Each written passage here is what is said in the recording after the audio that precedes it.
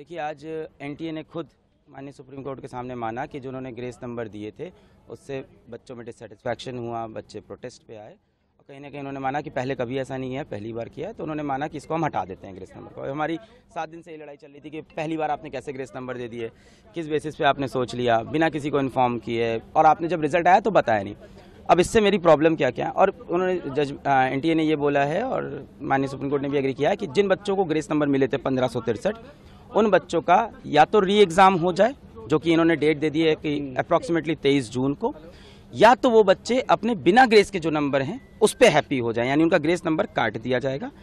ठीक है, अब री एग्ज़ाम हो उन बच्चों का जो देना चाहते हैं 1563 में से, और जो नहीं चाहते हैं उनका ओरिजिनल स्कोर रहेगा, फिर रैंक पूरी शफल हो, उसके बेसिस पे काउंसलिंग हो। पर इसमें मेरे कुछ पॉइंट्स हैं, 3 पॉइंट्स हैं मेरे। सबसे पहला पॉइंट ये है कि आज एनटीए 7-8 दिन बाद आके माननीय सुप्रीम कोर्ट के सामने खुद एग्री करता है कि ये ग्रेस वाला जो पूरा हमने जो किया है ये गलत है, इसको हटा देते हैं। कहीं ना कहीं एग्री किया।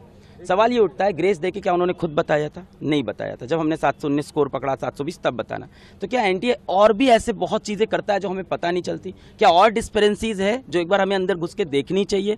ये तो पकड़ा गया 719 720 से, क्या ऐसे और भी मामले हो सकते हैं? तो कहीं ना कहीं ट्रस्ट का इश्यू है। दूसरा बात, उन्हीं बच्चों को ग्रेस मिला था और उन्हीं को री एग्जाम की अपॉर्चुनिटी मिल रही है जो माननीय हाईकोर्ट पहुंचे थे एग्जाम के बाद कि उनका समय का नुकसान हुआ है। बहुत सारा बच्चा माननीय हाईकोर्ट नहीं गया क्योंकि किसी को नहीं पता कि बाद में ग्रेस नंबर मिलते हैं, पहले कभी नहीं हुआ।